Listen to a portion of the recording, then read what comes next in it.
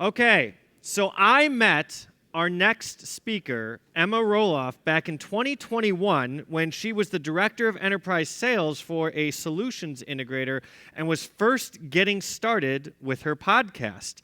I was actually lucky enough to be one of her early guests. We became friends immediately. And now, years later, she has conducted over 300 expert interviews in the space of digital transformation, is the co-founder of Roloff Consulting, and is infamous on LinkedIn for drinking wine in the rain to make a point about the importance of change management during technology implementations. Today, she's joining us to share a simple framework to make us all a little better in taking a people-driven approach to technology. Let's give Emma a warm welcome. Thank you. If I were a clicker, oh, here we go. All right. Thank you very much, everybody. So I want to start by just first saying my role today is to call bullshit on something that Walker said this morning. I think he said he likes to disagree with people. But he opened up his presentation this morning talking a little bit about 3 things that always cause failures within digital transformation. But in my opinion, he left probably one of the most important ones out. And that is change management and adoption, and really bringing people along with you on the journey of implementing tools and really any sort of change that you might have going on within your organization. You can do everything right. You can buy the industry-leading tools that you're seeing demoed this week. You can completely reimagine the way that you are managing a process, and you can have a really staggeringly high ROI. But if you don't get adoption of the solution, you might as well be burning money. And I, as Jeff said earlier, have about a decade worth of experience on the enterprise sales side, working with some of the companies that you mentioned earlier this morning in manufacturing, like Emerson and Rockwell Automation. But my role was more on the back-end automation side of things, so working directly with departments like accounts payable or HR, and managing things maybe off of the manufacturing floor. And when I was in that role, I kind of thought at the beginning of my career that people that focused on process were the gold star. I had a favorite customer of mine that was a global company that had grown predominantly through acquisition, and they were gold star standard of calculating ROI, starting with a problem, thinking through the process before they ever even brought us in as their partners to implement tools. And I was working with them on a project back probably 5 years into my career, where we were taking 7 different credit memo departments that had come from acquired companies, merging them onto one software platform, and bringing them onto a consistent process. And during that project, they had calculated that they were going to have over $1 million worth of ROI just on the software savings from consolidating everybody to one platform. From a sales perspective, that ROI was like a dream come true. I was super excited for this project, and I was staying close to it to make sure that we were successful. We had gone through the full discovery, they'd signed off on the software, we were moving into implementation, and things seemed to be going well. And then I got a phone call that I think will live in infamy in my mind for the rest of my career. And I was sitting in my little basement cube in 2019 when the project manager over the top of this project called me, and she said, "You know what, Emma? We have to pull the plug on the project." And I thought to myself, like, how? We had already gone through the process side. There was this huge ROI. And she shared with me that they had gotten a new senior vice president over the top of the project, and he decided that he didn't want to deal with the people problems associated with the implementation. So he was going to pull the plug on the entire thing. And, you know, for many of you in the room, you might be kind of sitting in this in-between spot where maybe you are not the one that's in charge of the budget, or you're not the one in charge of the vision, but ultimately, the success of the project still sits on your shoulders. You are still responsible for bringing that project through to the finish line. And so whether it's you or someone else somewhere in your company who doesn't pay attention to the people side of a project, you're gonna end up in a bad place. And again, my role previously was cross-vertical. I worked with manufacturers, insurers, healthcare, biotech, and I saw this people part of the process continually rearing its head and throwing off our implementations in every industry with every company of different shapes and sizes. If they weren't paying attention to the people side of change, it got us into a bad spot. We were the same implementer with no matter who we were working with. We still urged everybody to take that role on. But if the people that were implementing the solution from the IT perspective and the leadership couldn't get behind this idea, we were never quite as successful as we were in the cases where we were actually digging into the people problems. And so, as Jeff said, my goal today is to talk through a really simple framework that I have developed over the last number of years to make change management, or the people side of implementing technology, more accessible to every single person in this room, no matter if you're that decision maker or somebody just influencing the decisions that are happening in your organization. And when I talk about this framework specifically for change management, it comes from probably one of my least favorite parenting moments that I've had. But this is one of those times where parenting or my personal life and my work life really started to collide around that same time where I was starting to pay more attention to the people side of change. So I have an 8-year-old daughter, but from the moment that her little baby brain connected the idea that a needle causes pain, she started to have absolutely massive meltdowns at the doctor's office. And so leading into her 3-year-old appointment, again, around the same time that all this stuff was happening at work and I was starting to pay more attention to these people problems, I decided, you know what? I'm gonna use some of my change management knowledge to make this transition to going to the doctor and getting the shot a little bit easier on her.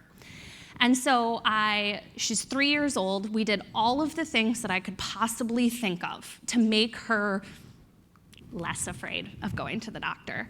We watched Daniel Tiger episodes about getting the shot. Shout out to PBS. We did role play. We talked about the fact that the shot was gonna hurt and what it was gonna look like when we got to the doctor's office and the fact that they were gonna weigh her and measure her. And we did, again, everything I could possibly think of to make her more comfortable with this change that was about to come forward in her life. Then, fast forward a year to when she's 4 years old. I thought when she was 3, we had built the resilience to move through the doctor's office, no problem.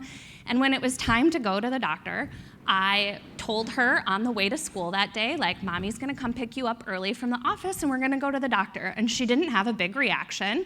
So I continued to be really proud of myself and my momming ability. And I went to work and I came to pick her up that day. And before I could even get out of my car, I could hear her crying in the office of her daycare. And I'm like, oh, okay. Clearly that went well. So I go in and it took me 10 minutes, and I am not exaggerating because at this point I started to time it because it was getting so ridiculous, to get her into my car. Then on the way to the doctor's appointment, I was trying to do everything I could to, again, kind of get this sense of we're okay, we can manage this, we're all right. We called her dad. I think I called both of her grandparents. I made promises for ice cream, and I think, the really good parenting people will tell you that you should also bribe your children with toys when they're having tantrums, so I tried that too. And nothing I could do could get her to calm down. So at this point, we get to the doctor's office. My only hope is that she will go into catatonic shock, like a little bunny, when they come in, and I'm thinking okay, we're just gonna get through it. We walk into the doctor's office and they take pity on me, and they tell me that they'll put us into a family room that has a couch instead of the normal doctor's office setup. And we're sitting in there waiting for the nurse to come in with the shot, and all hope that she was going to freeze and shock went out the door. the moment that the nurse walked in with the basket that holds the needles, my kid turned into a feral cat. And she jumped, I'm not joking at all, jumped up behind me on the couch, was draped over my shoulders, screaming bloody murder. And it was in that moment, this is just the way my brain works, that I realized with like a sinking sense in my stomach that I had just done an absolute shit job of managing the change for my kid. And this was not a reflection on her or her behavior. It had everything to do with me and the way that I had managed that change. And I started to think back over the course of the next couple of days after I had slightly recovered from the trauma of like full body having to hold her down to get her shot, that I had done some very simple things when she was 3 years old to help her manage the change of going to the doctor that I had completely thrown out the window the following year.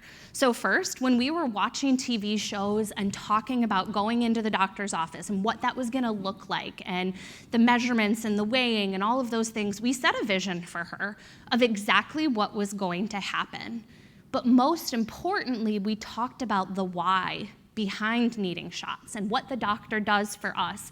And then in 3-year-old terms, we gave her a strong what's in it for me of ice cream and a reward afterward and knowing that she was gonna be healthy and hopefully not get the flu that year. And then the communication didn't stop there. We didn't just set the vision and then leave it there and go to the doctor 2 weeks later. We continued talking about it. We continued to share more information with her and answer questions with her. And again, we were incredibly honest about what the whole process was gonna look like. And then as we went through the process, we celebrated small wins along the way. And so we would do things like recognize the work that she was putting into staying calm while we were in the car. We would celebrate little things that were happening along the way to make her feel a sense of accomplishment and feel like she could keep the momentum of like keeping her composure going long term. And the more that I started to reflect on those 3 steps of vision, communication, and celebrating small wins, the more I started to see the connections to the implementations that I was working on that were just clicking. And I started to ruminate more on this and probably get a little fanatic in my viewpoint of how important the people side of change is. And then, kind of similar to what Jeff said, I took these conversations then in 2020, 2021 out to the world in my podcast and in the content that I created online. And over time, in my own little pocket of the internet, I started to see on TikTok and YouTube and LinkedIn more and more stories typically coming in a direct message as opposed to a comment where people feel more safe, about exactly how much missing these components derailed millions of dollars worth of software implementations. According to Statistica, in the US alone, $30 billion a year is wasted on software platforms that are underutilized or not adopted. So this is a real live issue that is happening all over the place, across industries, and it is severely impacting how we get the actual return that we're looking for when it comes to this big sweeping strategy of digital transformation. And before we move into specifically how each one of these will impact you within your company and how you can use these tools to really drive change internally, I think it's important to recognize the role that each and every single one of you, being a technical resource, plays within your organization. Again, especially if you're not that decision maker that's maybe setting that enterprise-wide vision, you are a bridge. Every single one of you is a change manager, whether you want to admit it or not. You are impacting how your team adopts technology.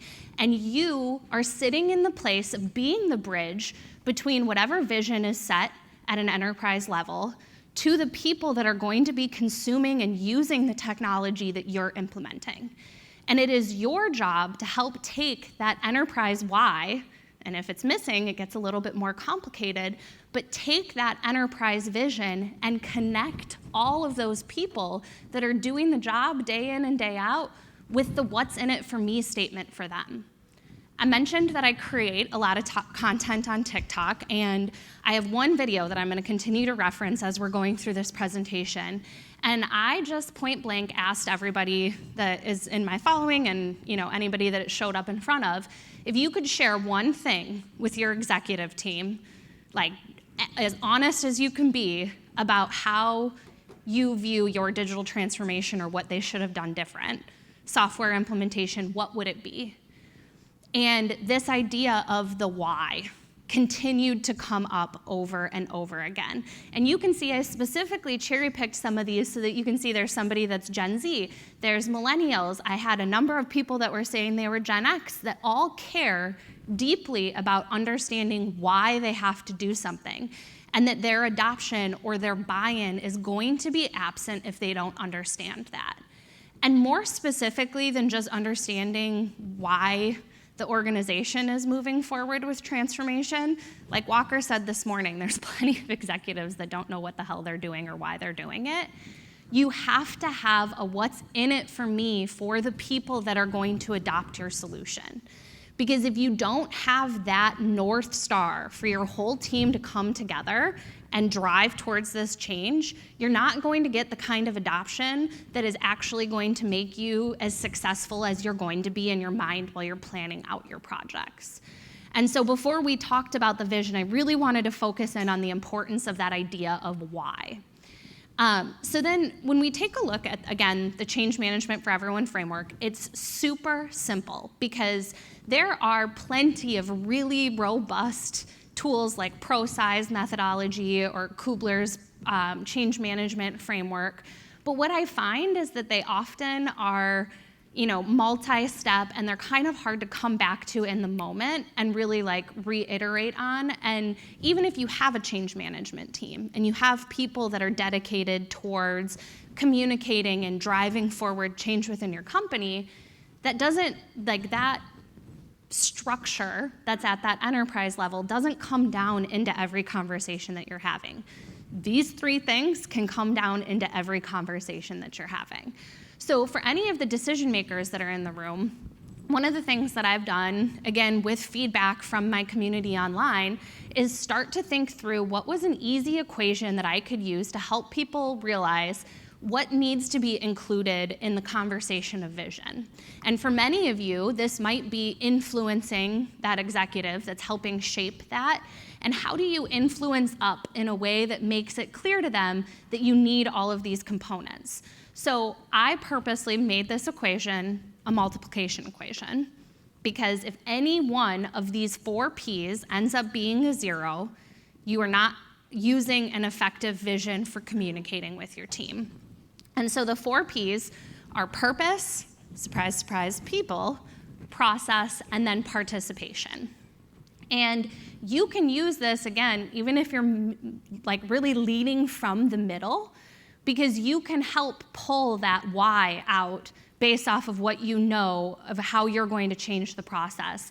And you can help share your participation, but especially at an executive level, these components are incredibly important. So first, the purpose goes back to that idea of the why. What are we actually doing all of this for? Is it so that we can compete with Amazon? Is it so that we can compete with Tesla in their cycle time for any of the Toyota folks in the room? Or is there a deeper meaning that goes back to the work that the people in your company are doing? How are you actually making their lives better? And really breaking down why they should care so that they don't have a sense of fear. Especially in manufacturing and on the manufacturing floor, there's gonna be a substantial amount of fear based off of all of the headlines that we hear, based off of the idea that plenty people have that AI is coming to steal their job and make them irrelevant. This purpose needs to be incredibly clear, and it needs to be talked about often. And then the people part of this is really bringing them into the conversation. Anybody that is going to be impacted by a change. During lunch, I was having a conversation with some folks at the table, and I asked them how many employees were in their company, and they said 100,000. You clearly can't sit down with every 100,000 employees, get their feedback, and get all of their information, and coalesce that all to decide your vision. but you can communicate with them, and you can communicate early and often in a way that helps take away some of the mystery behind the change that's coming, which goes into this idea of purpose, of process. What are we going to be changing? What is actually going to happen? I have this nasty habit of, again, digital transformation and change management rearing its head in everything I do in life. And a couple of months ago, I was at a yoga class, and I was talking to the woman next to me, and she was like, I see that you travel a lot. What do you do?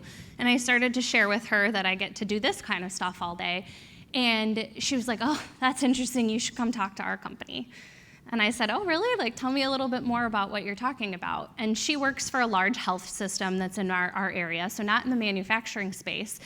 But she was saying, I'm in finance, and I approve all of like the invoicing and do all of the management on the back end. And I know that we're going through a, quote, digital transformation. We just hired a new CEO and a new CFO to come in and help us with this whole process. And I see every invoice that we're paying, but I still have no idea what the hell we're doing. And I said, well, what do you mean? Like, have they like had a meeting where they like shared what was happening? She was like, yeah, all they did was just say that they were going to be digital transforming and used a bunch of acronyms that nobody understood. And everyone that I've talked to has no idea if we're implementing new software, if we're changing our process, if we're just paying out the ass for consultants. And she literally said that to me, and I said, well, that's so interesting. So this guy, like these people that were brought in, were specifically brought in to manage this, so have they been successful with their changes in the past? She said, well, I don't know, I would assume so since they hired them for it, but I have no idea what they're gonna be doing. So this is somebody that had sat in on town hall meetings and again had complete visibility to all of the invoices that were being paid and the vendors that were being used, and she still had no concept of what the actual process of change was going to look like in her company. So especially being somebody that has a front row seat to all of the conversations that are happening this week, you need to be a translator back to your team of exactly what the process of change is going to look like. And there will be certain things that the communication can simply be, we are doing X, Y, and Z, and it is not going to have an impact on anything that you do day to day. But that level of transparency and communication starts to take away some of the fear that can be associated with change. And then the last P, this idea of participation, is especially important for leadership, or again, from the IT perspective, equally important, but from a different lens. From a leadership perspective, one of the things, and I'll pull up some comments here in a minute, that I heard over and over again in the comments of that video that I made on TikTok was that they want executives to actually show up and do what they said they were gonna do. That they actually wanted the executives to be involved in the projects that were happening and not just like set a vision and ghost. And especially from an IT perspective, again, when it comes to helping guide people through this process, identifying that part of your participation is not only going to be building the solution, but helping to fill that role of translation is a really important thing to really go out and clearly communicate with your team. And again, these pieces of this equation all came from the comments on my TikTok videos. I specifically asked questions to get true feedback from people where they were not filtered by the lens of being associated with their employer on LinkedIn or feeling like there was some sense of like these comments coming back to them. People are anonymous on TikTok. They'll give you the truth and they'll tell you the stuff that's going on in their companies. And the amount of times that I get messages from people that are working for very large brands that we all know and you hear things about in the headlines because they're publicly traded, and they start sharing all of the details of what's happening. And it all comes back to these ideas of what we wish was happening when a change was being implemented. And these people are yelling for what they need, but for some reason we're not listening, and we continue to do the same things over and over again. And specifically from your seat as somebody that is driving change from a technical perspective, when we take a look at like implementing this vision, it doesn't matter how great the vision is if it's an executive propped up saying we're gonna do X, Y, and Z and it never comes to fruition. And part of the reason that change is so hard for so many companies goes back to the idea of legacy implementations and kind of like trauma that we've all had from bad software implementations. You have to execute on what you are saying. So if you come forward and you say to your team, here's why we're doing it, and this is how it's going to impact your life, and this is what I'm going to do to help make sure that you feel comfortable as we move forward with it, not only do you have to deliver on the technical side, you have to deliver on that adoption and training side so that they feel comfortable and confident moving forward. So then once we've set this vision and influenced it and have a nice idea of exactly what's going to be happening moving forward, like I said with the case of my daughter, we can't stop the communication there. The communication has to continue far beyond that initial vision. And how many of you have heard of the rule of 7?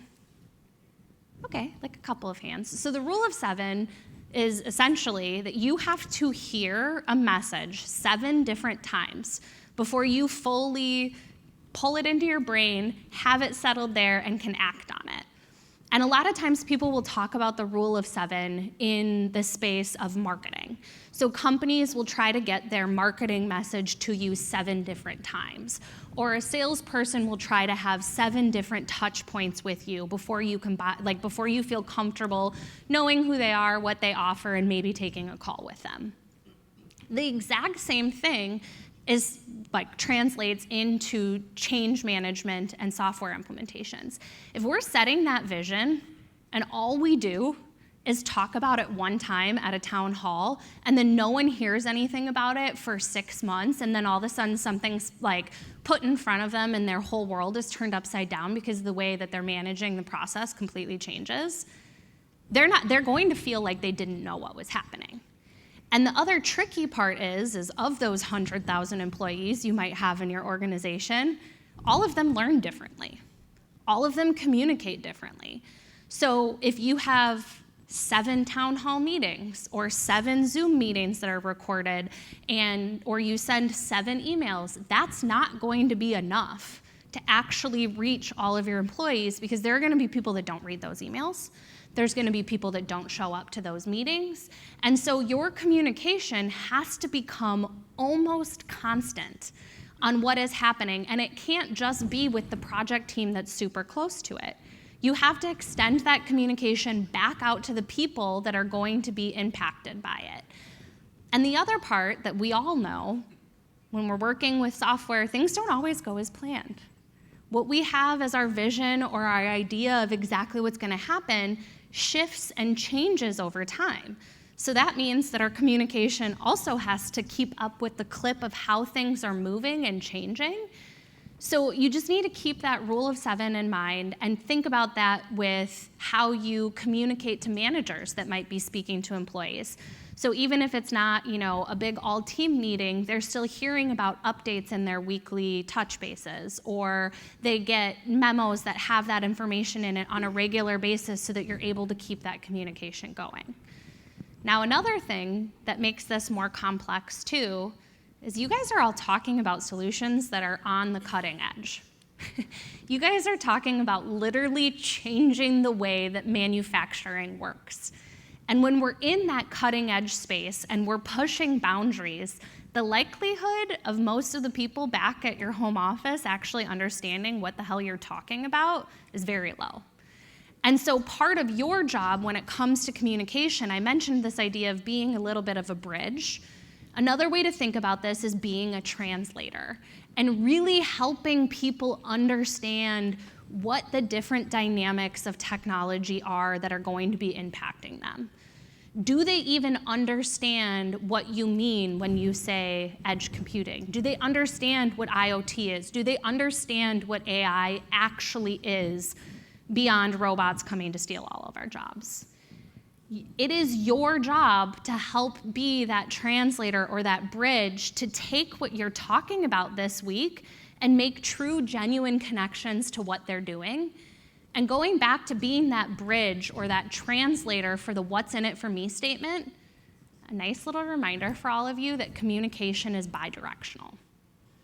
And so while you're helping translate what you're trying to do on the technology side, breaking down all of our acronyms and our buzzwords and the things that we understand innately because of the work that we do, we also have to be willing to stop and listen to what's happening on the other end and understand what their viewpoint is on the changes that are coming.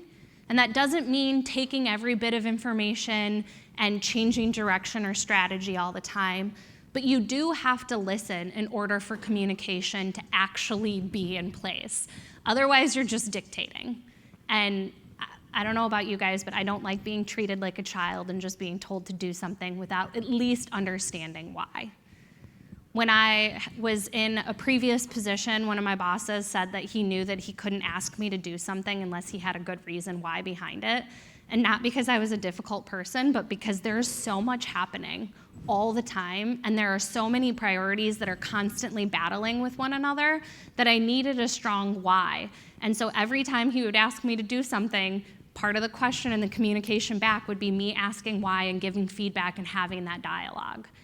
And so you need to open up opportunities. Again, maybe it's not every single employee, but go find the grumpiest guy on the manufacturing floor who is the most technologically adverse person, talk to him, figure out how you can make him feel like there's a why, and win him over, and suddenly he'll be your biggest cheerleader. You can use communication strategically to help manage that change. And then the last piece, and I think this goes really closely tied with communication, is celebrating those small wins. And these go hand in hand together because this is where you have your opportunity, especially when Walker mentioned earlier the idea of being able to convince leadership of why you need to do something. And he brought up the idea of winning with results. It's another way of celebrating small wins. So spend the time after you are able to implement small solutions to really start pulling out wins that you have, and keep it short and simple. When you start to celebrate the wins that you've had within your organization, don't try to boil the ocean and over-exaggerate what's happening. Keep it to the point, and use as much data as you have to tell stories. We all connect with stories a lot more than we do just numbers and facts and figures. And especially when you are a couple of steps removed from data, it can become more difficult to tell that story on your own. So help your executives or other departments understand the story that your data is telling you. And as you do that, use those stories to show the momentum that you are building within your organization. Show the small wins so that you get the yes to iterate. Show the small wins so that you get the next component that you get to build a solution for, so that you can slowly start to scale over time, or hopefully quickly scale, because you've had enough impactful small wins that you get to celebrate. Because when you can bring this idea of communication and celebration together, that's when you start to create momentum. This isn't my equation, by the way, in case anybody isn't, the vision one I made up, but this one I'm editing. But you get momentum from communication and telling those stories and really getting your team behind the momentum that you've created with these small wins. And without sharing those stories, you don't have the bandwidth to continue to get that buy-in or that yes next for budget or the cooperation from your team, because all they've seen is that it changed their lives and made things harder for them. So my hope is that, one, you all add a fourth number to the list of why transformations go wrong, and that's lack of adoption and the people side of change. But also that you continue to come back to these ideas of building from the why to create a really strong vision, doing your best to communicate with any channel that you have, and then celebrating those small wins and showing the growth and the opportunity that you've had to build momentum over time within your organization. So with that, I will stop here. If anybody wants access to the slides, that QR code will lead you to the slide deck, especially for the visioning statement and stuff like that. And then, Jeff, I'll leave it to you. Let's start off by giving Emma a round of applause. We are going to use part of this time to add to the agenda to offer Q&A, which we didn't originally have on there. So if anyone has any questions, we'll put up the QR code. Feel free to start putting any questions you have. She'll be up here for a few minutes. Otherwise, by 2 o'clock, we will have the next one. 2:30, 2:45? No, the next over there. Oh, at 2 o'clock. Yeah, sorry. So we'll wait just a minute because we didn't give you a heads up beforehand if you had any questions for Emma.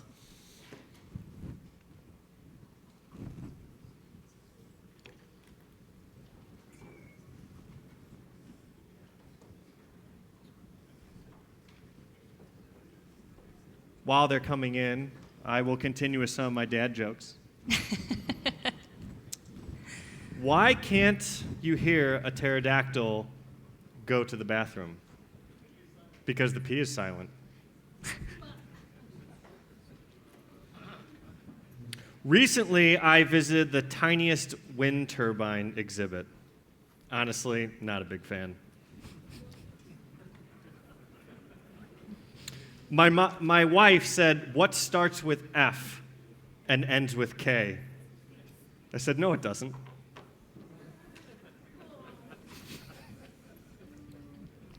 That one got a ooh. Someone was. All right, now we got a couple coming in.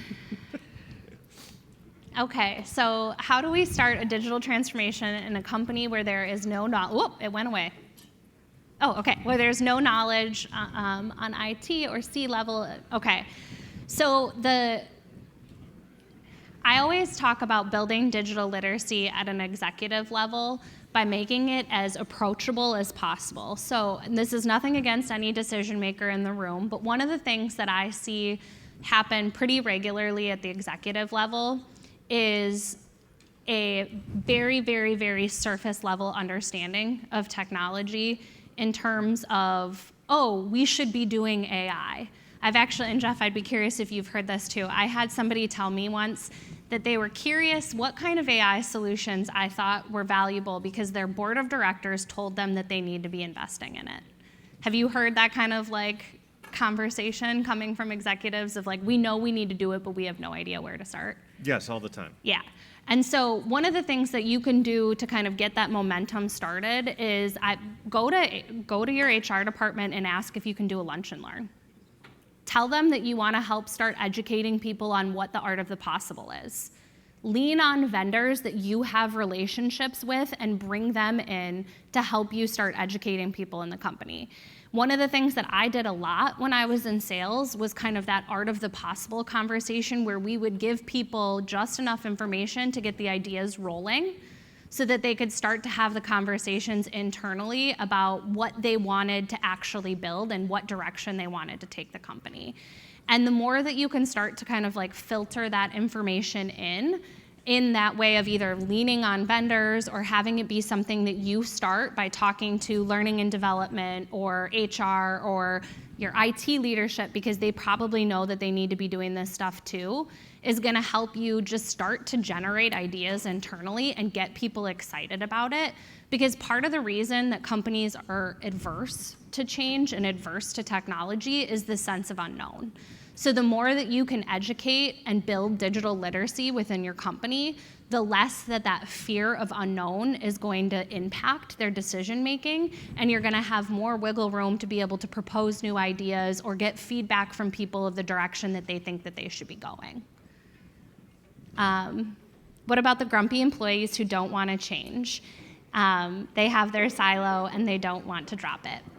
So most of those grumpy employees, I've found, typically have been through a number of failed software implementations or failed process changes that have ended up being like a start and stop for them.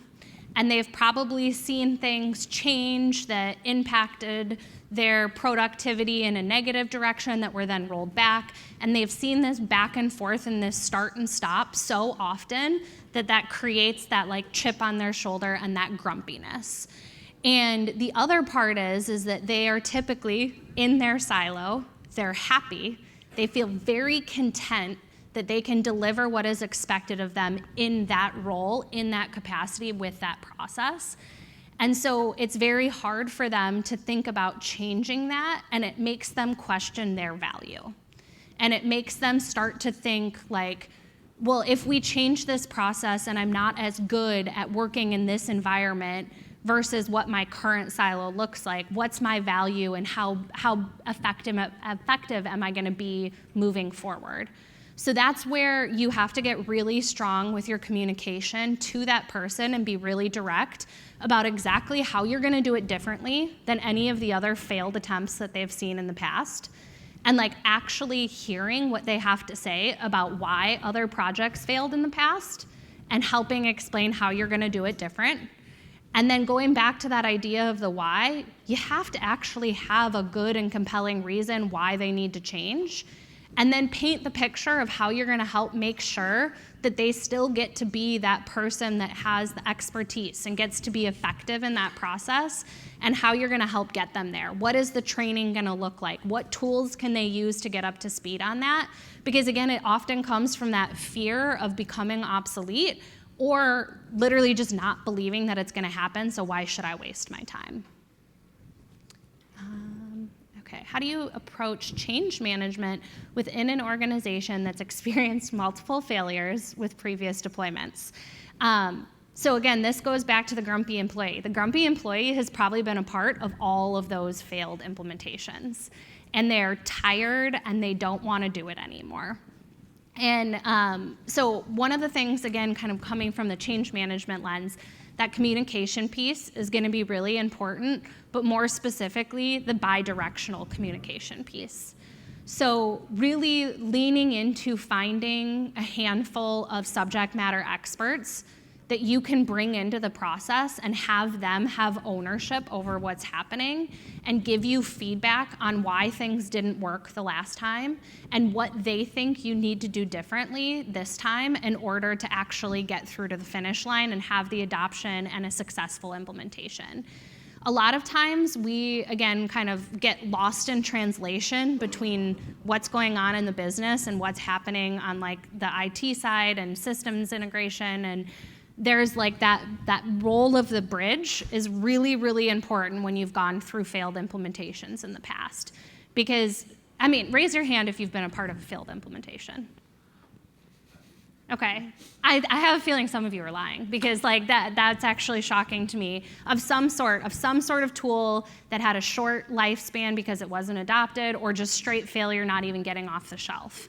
And if that many of you have been impacted by that, that means all of the employees that were in your company when that happened saw that happen as well. So you have to get really, really clear on that communication and figure out how to manage that translation back and forth between your teams in order to actually get through this time. Do you want me to do one more? Sure. Okay. If you do the C-suite one, I can answer with you.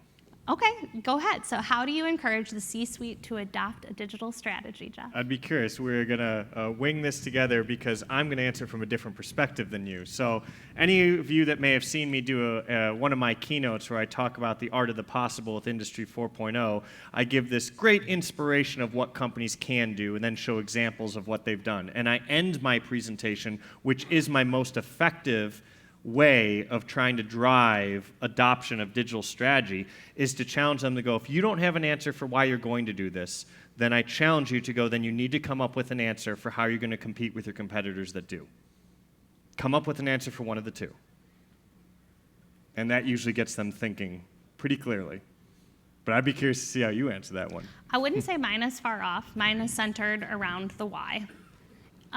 When it comes to, again, like I already talked about the education piece. I think that is a huge part of it.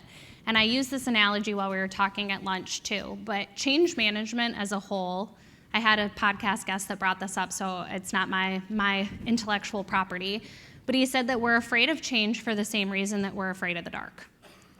And at a like instinctual level, we don't like the dark because we don't know what's beyond. We don't know what could be lurking or what could be happening out beyond where we are today. And the same thing is true for change. We don't like the idea of change if we don't have ownership in it and we don't have a strong vision. So when it comes to pushing your C-suite to want to adopt a strategy, going back to what Jeff said, you have to start with the why. And they have to have a strong understanding of why they should be compelled to change, and that why is ultimately going to be what makes them go out and learn more about what the possibilities are. And so from a middle level managing up, doing things like sending case studies of your competitors and what they're doing and kind of putting a little bit of like pressure on them of like, why aren't we doing this? And asking some of those questions, just like Jeff said, but doing it from your position as opposed to being able to do it from his position as an advisor. Sending case studies, letting them know what kinds of things you're doing to push your education and learn more, but anything that you can do to dispel that like creepy darkness that's lurking around the outside of what their current knowledge base is going to compel them to start taking those steps to educate themselves and get more and more comfortable with what could be. And then those ideas will start to flow and they'll start to come up with a vision of where you could take the organization. And look at us, we got 8 seconds left. Wonderful. Well, let's give Emma a round of applause. Thank you.